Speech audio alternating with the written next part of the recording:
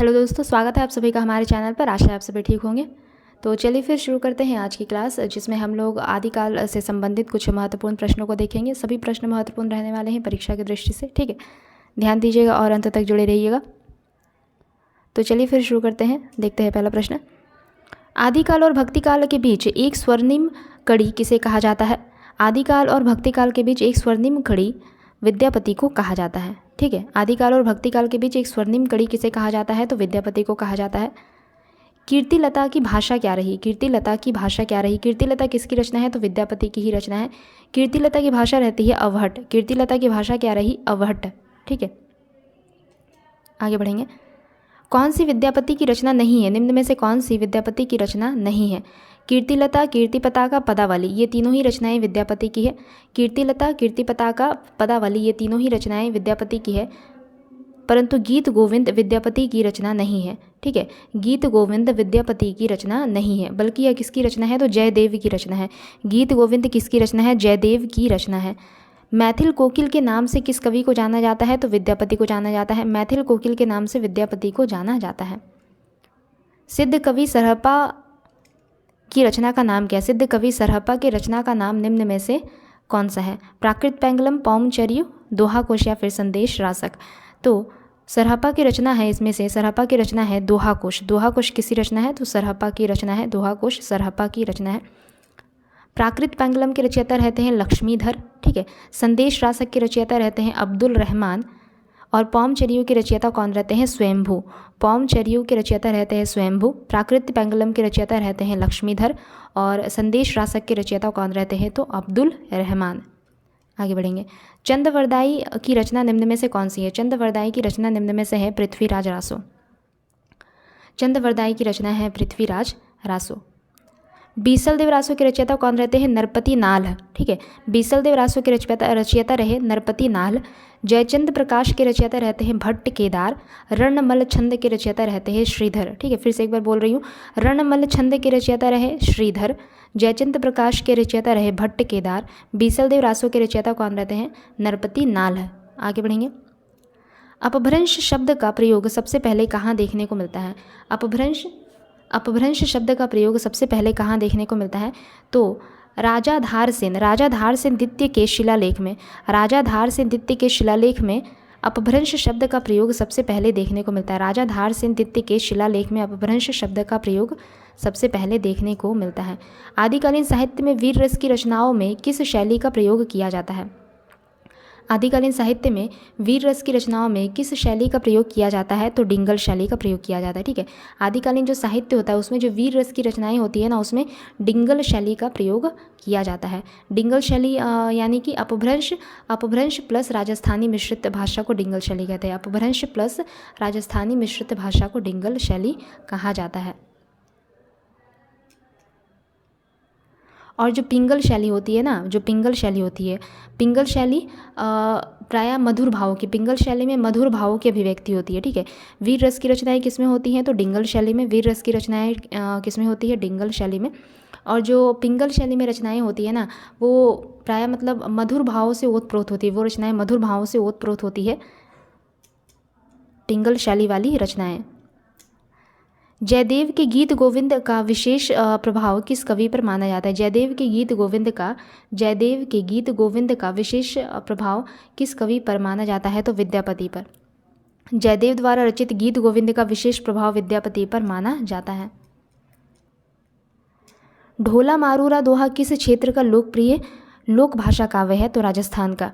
ढोला मारूरा दोहा किस क्षेत्र का लोकप्रिय लोक भाषा काव्य रहा है? तो राजस्थान का।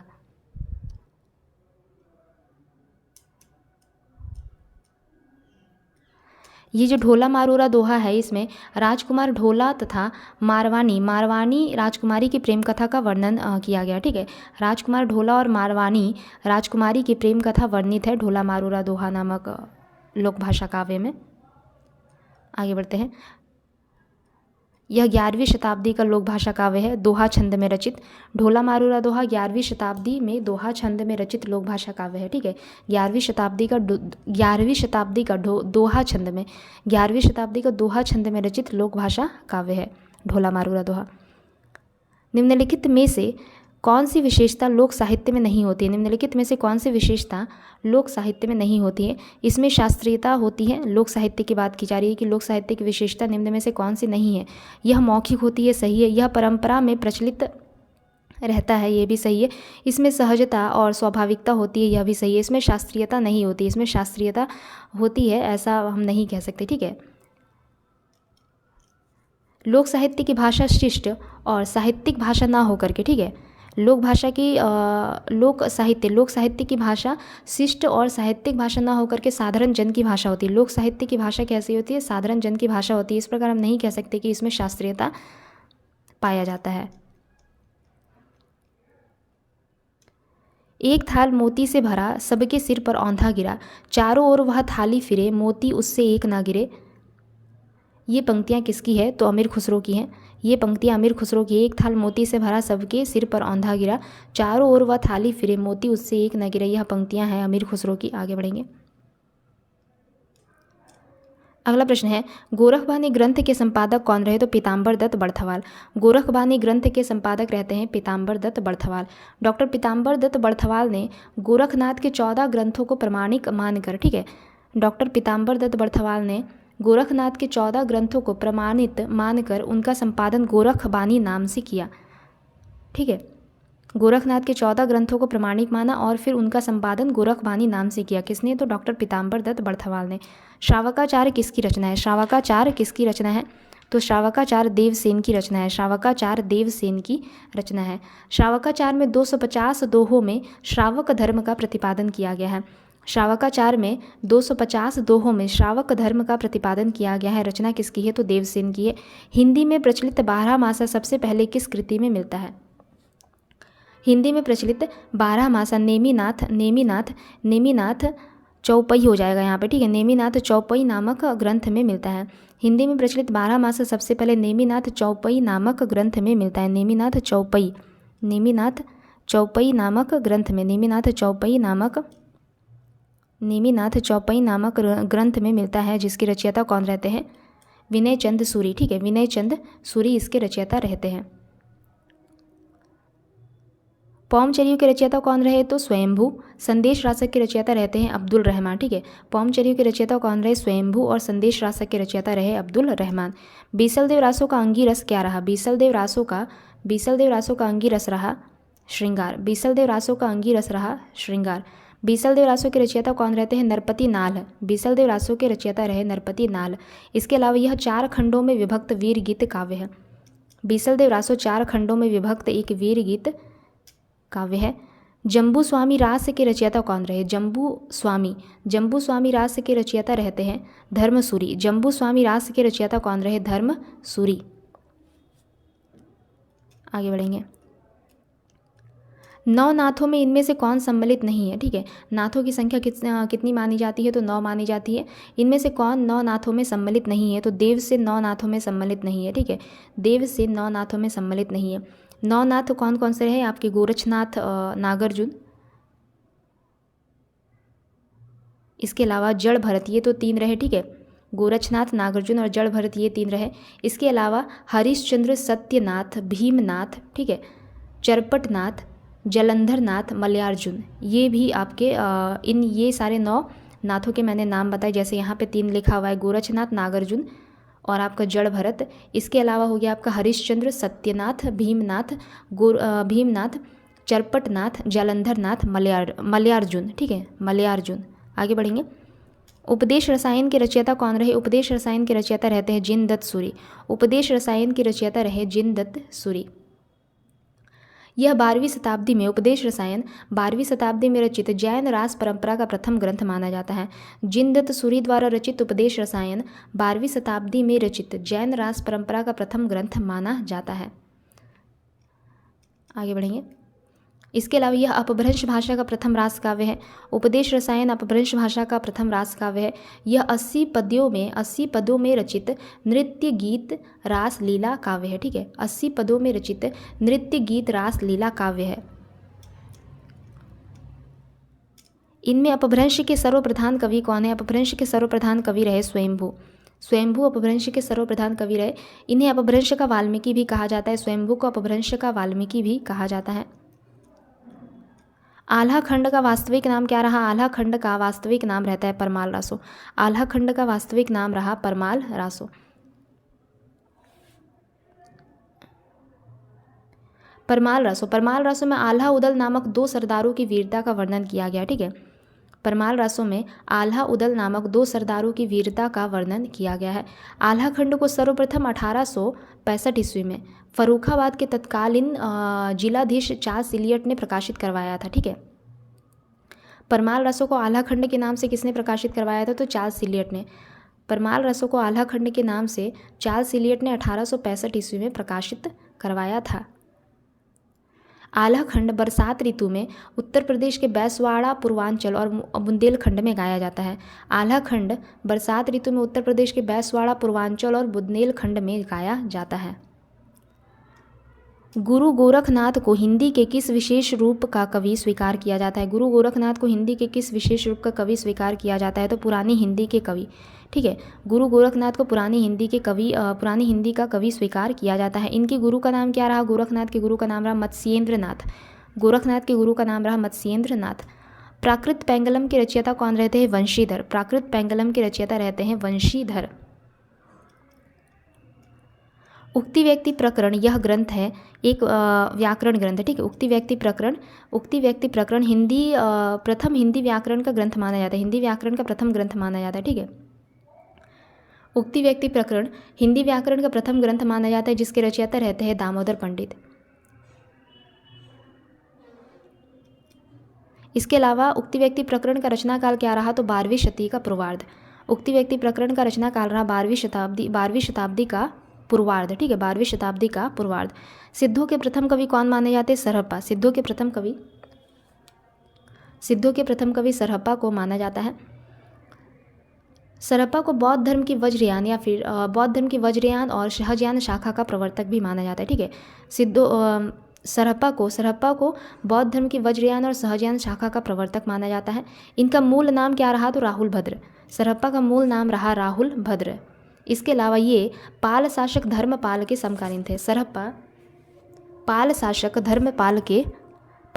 धर्मपाल के समकालीन थे। ठीक है, धर्मपाल के ये समकालीन थे सरहप्पा। अपभ्रंश शब्द का सबसे पहले उल्लेख किसने किया? अपभ्रंश शब्द का सबसे पहले उल्लेख करते हैं पातंजलि। अपभ्रंश शब्द का सबसे पहले उल्लेख किया पातंजलि ने।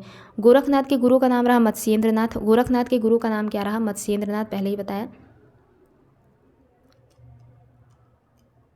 11वीं शताब्दी में रचित लोक भाषा काव्य है। 11वीं शताब्दी में रचित निम्न में से कौन सा लोक भाषा काव्य है? तो ढोला मारूरा दोहा। 11वीं शताब्दी में रचित निम्न में से कौन सा लोक भाषा काव्य है? तो ढोला मारूरा दोहा। कहाँ का लोक भाषा काव्य है? तो राजस्थान का। अपभ्रंश प्रभावित हिंदी रचना निम्न में से कौन सी है? भरतेश्वर बाहुबली रास। अपभ्रंश प्रभावित हिंदी रचना है भरतेश्वर बाहुबली रास। इसके रचयिता कौन रहते हैं? शालिभद्र सूरी। भरतेश्वर बाहुबली रास के रचयिता रहते हैं शालिभद्र सूरी। ठीक है, इसके अलावा 205 छंदों का यह खंड काव्य है। भरतेश्वर बाहुबली रास 205 छंदों का खंड काव्य है। 1184 ईस्वी में रचित है। ठीक है, भरतेश्वर बाहुबली रास 1184 ईस्वी में रचित 205 छंदों का खंड काव्य है। 205 छंदों का क्या है? ये खंड काव्य है। शालिभद्र सूरी की एक और रचना है, क्या नाम है उसका? बुद्धिरास। शालिभद्र सूरी की एक और रचना है बुद्धिरास। ठीक है, वो भी प्रमुख है। कौन सी रचना स्वयंभू की नहीं है? निम्न में से कौन सी रचना स्वयंभू की नहीं है? तो महापुराण जो रचना है ये स्वयंभू की नहीं है। महापुराण रचना स्वयंभू की नहीं है। पौमचर्यु स्वयंभू छंद, रिठ्ठनेमी चर्यु। ठीक है, ये भी रचनाएं किनकी है? तो ये सभी स्वयंभू की। यहाँ पे रिठ्ठनेमी का वर्तनी गलत है, एक बार देख लीजिएगा आप लोग। ठीक है, पौमचर्यु स्वयंभू छंद और रिठ्ठनेमी चर्यु जो है ये सभी क्या है? आपके स्वयंभू की रचनाएं हैं।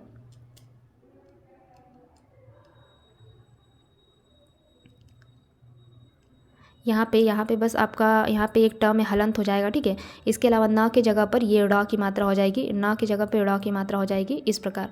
ठीक है, आगे बढ़ेंगे। वीरगाथा काल के प्रसिद्ध प्रबंध काव्य का नाम क्या रहा? वीरगाथा काल के प्रसिद्ध प्रबंध काव्य का नाम रहा पृथ्वीराज रासो। पृथ्वीराज रासो के रचयिता रहे चंद्रबरदाई।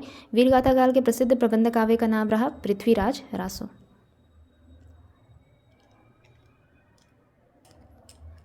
रासो ग्रंथ किस भाषा में लिखे गए? तो डिंगल पिंगल भाषा में। ठीक है, रासो ग्रंथ जो थे ये डिंगल पिंगल रासो ग्रंथ जो थे ये किस भाषा में लिखे गए? तो डिंगल पिंगल भाषा में लिखे गए।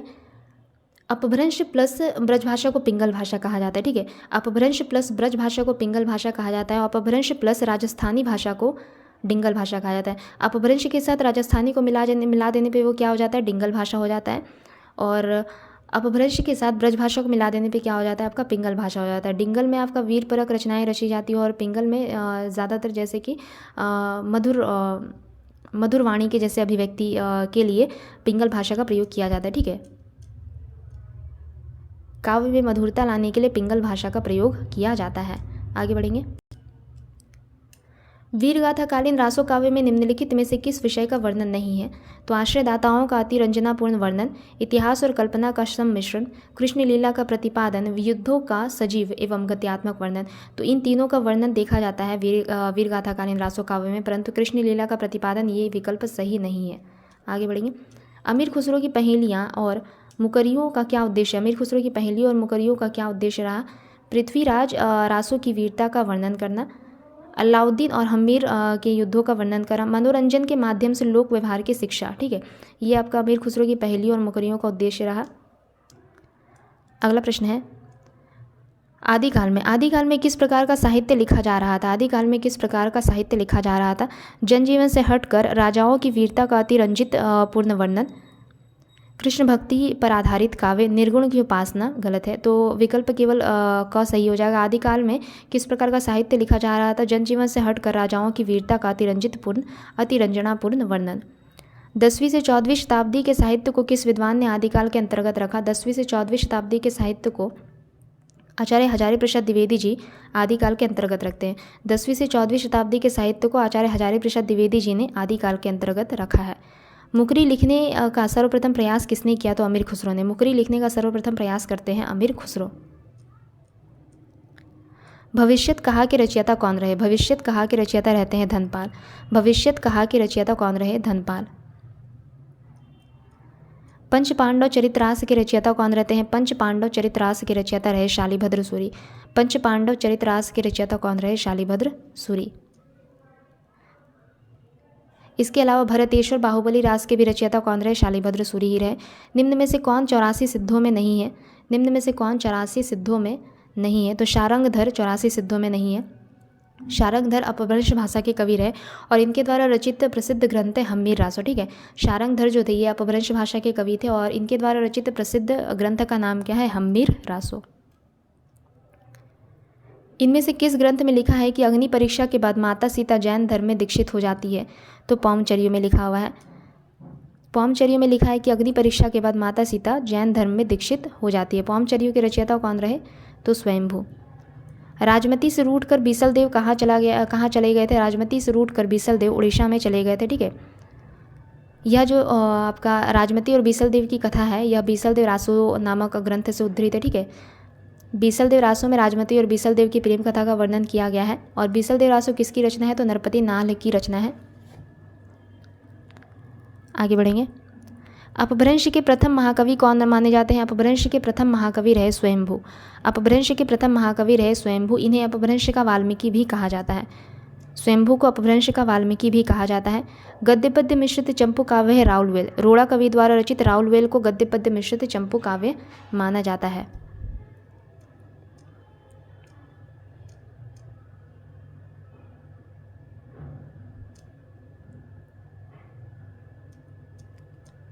अपभ्रंश का भवभूति किसे माना जाता है? तो पुष्पदंत को।